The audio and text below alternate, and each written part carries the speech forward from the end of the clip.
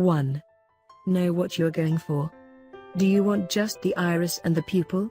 Maybe you want the whole eye. If you are going to do the whole eye, you might want to put some eye makeup on.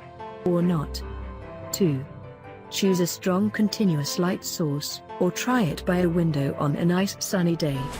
You could use a flash, but it can be a bit bright for your poor subject. 3.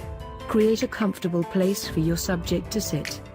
A table can be useful to prop up your subject's head to eliminate any movement. 4. Make sure that the sensor, or film, is perpendicular to the eye. 5. Have your subject look right at you. 6. Put your camera on manual focus and aim it at the iris. 7. Be sure that your aperture is not open wider than about f8.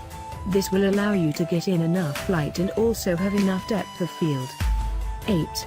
Set the shutter speed to fast. This prevents blur from camera or subject movement. 9.